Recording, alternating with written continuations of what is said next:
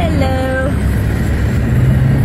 I'm going to be my business coach, and traffic sucks because I'm in Atlanta, and here I am again. I wanted to talk about communication today, since, you know, it is so important to learn how to communicate properly with each other. I'm just as guilty as the next individual of not being open or communicating what I should out of fear, but I've been trying to work through that. Yep. Yay! Beep your horn at me. Yay! So much fun to share the road, isn't it?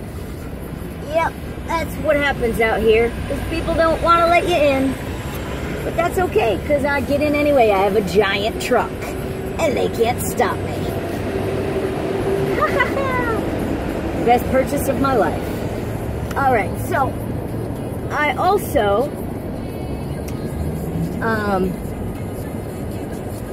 had a situation with a client at work that has to do with communication.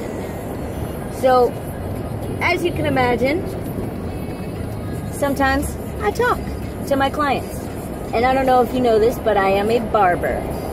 So, I've got, you know, about 30 minutes to cut your hair, and sometimes I talk during that 30 minutes. Sometimes I don't talk. As a matter of fact, at night, when I'm tired, I might sing, but sometimes I just don't feel like talking. But I don't say anything about it, I just don't talk. My clients don't say anything about it, they don't care. Long story, even longer, I have a client who ran into a friend of mine and was trying to explain why he was still coming to my barbershop but not getting his hair cut by me. Which, you know, I mean, I know he was happy with his haircuts. And he stopped coming to me while he was going through a breakup. How funny. I realize sometimes we don't want to talk about stuff. I actually feel that way a lot. So I don't talk about stuff. Setting boundaries with people clearly can be hard when we like them and we don't want to disappoint them or hurt their feelings. I've been there. I understand. That's why sometimes with my clients, I have a code word for Teddi. Shut the fuck up. So, just so you know, there are ways to learn how to communicate even with somebody that you are afraid you would hurt. I'm still figuring that out, but I would say the one thing that I focus on is not really allowing my feelings about what could happen in the conversation cloud my perspective of what needs to be said. And that takes a lot of practice. It has for me, because I don't know what it is about me thinking that I know what everybody's gonna do or say, because I don't. But sometimes we all think we know how something will turn out when we look at it a certain way and come at it a certain way. And instead of facing it and walking through it and watching it come out the way that it should or does or will, we walk away. I've done it again and again. That's kind of why as I open my mobile barbershop this year and launch it hopefully next summer, that's why I'm naming it Running with Scissors. Because I've been running away my whole life. And clearly with scissors, because I am a barber. And If you're not careful, I'll cut you. Kidding.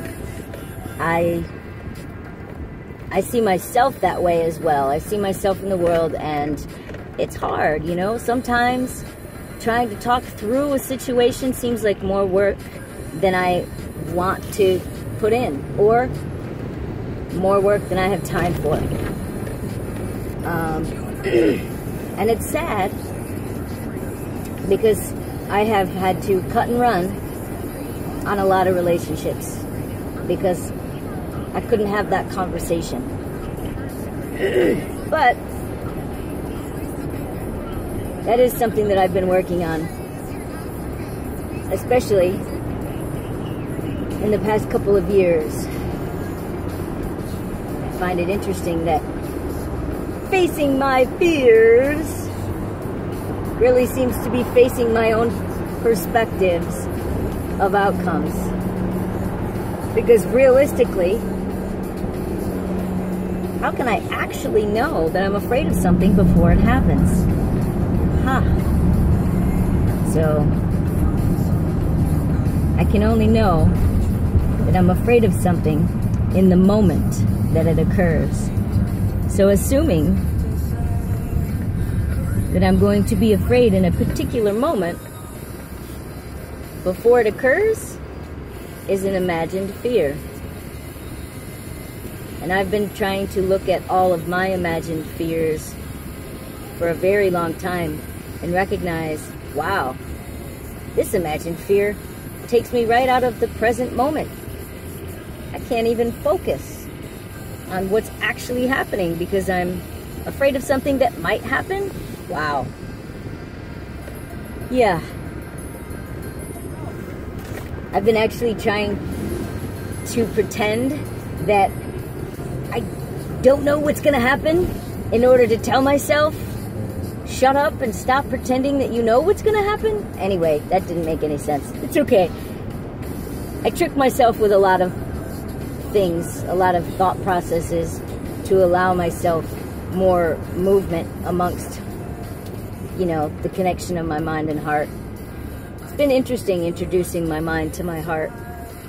They speak totally different languages. I had no idea how much of an academic my mind really is, and how much of a sissy my heart is. And I say that in the nicest way possible. I find that flattering that I have a gentle, vulnerable heart. I'm proud of that. My brain is not. My brain is constantly trying to kick my heart in the ass. Obviously, metaphorical ass, because my heart doesn't really have an ass, does it? Well, that's a whole nother topic altogether. So, I'm just about to where I'm going to meet with my business coach, and I've rambled long enough. So I hope you have a great day. I love you. Stay well.